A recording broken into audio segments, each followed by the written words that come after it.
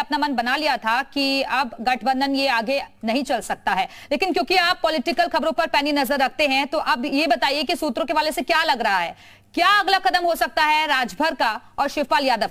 देखिए, शिवपाल सिंह यादव और ओम प्रकाश राजभर का जो मूव होगा वो बिल्कुल एक तरीके से सोच समझ करके होगा। उसके पीछे की रणनीति होगी और रणनीति इस तरीके से होगी कि भारतीय जनता पार्टी कहीं ना कहीं आपको फायदे में दिखाई देगी।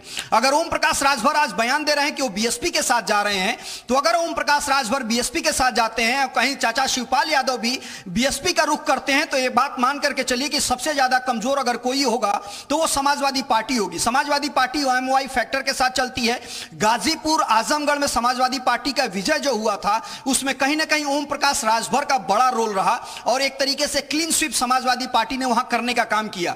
अगर दलित वोट बैंक की राजनीति बीएसपी करती है, उसमें एक तरीके से भारतीय जनता पार्टी ने सेंध लगाने का काम किया और उस समय अगर यादव वोट बैंक में भी भारतीय जनता पार्टी सेंध लगा लेती है, मसलन वो अगर वो बीएसपी की तरफ वोट बैंक जाता है तो भी भारतीय जनता पार्टी को फायदा होगा।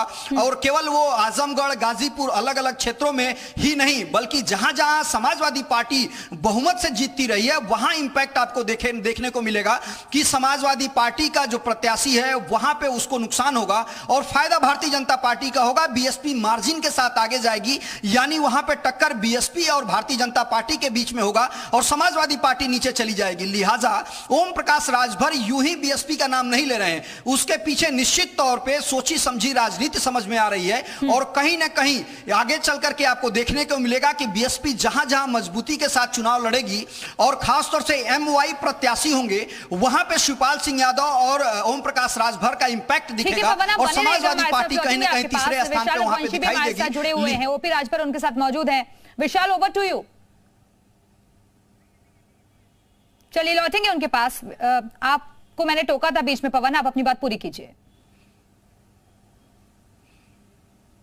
हाँ बिल्कुल, मैं जिस बात का जिक्र कर रहा था, क्योंकि आजमगढ़ और रामपुर में जो चुनाव हुआ उपचुनाव लोकसभा का, उसमें आपको देखने को मिला कि जहां जहां पे गुड्डू जमाली फाइट करते नजर आ रहे थे वहां वहां समाजवादी पार्टी का ग्राफ गिर रहा था। विशाल लेकिन हमारे साथ जुड़ गए हैं, उनके साथ ओपी राजभर भी मौजूद है। विशाल, ओवर टू यू।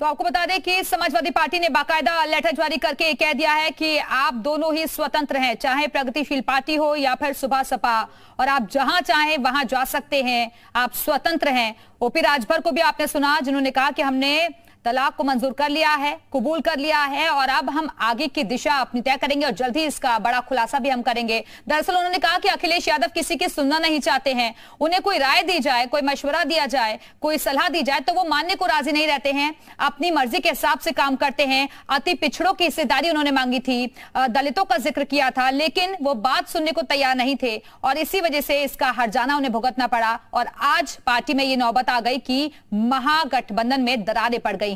प्रगतिशील पार्टी, शिवपाल यादव यहां के अध्यक्ष, लेकिन वक्त वक्त पर वो अपनी नाराजगी जाहिर करते रहे हैं समाजवादी पार्टी से कि उन्हें सम्मान नहीं मिला।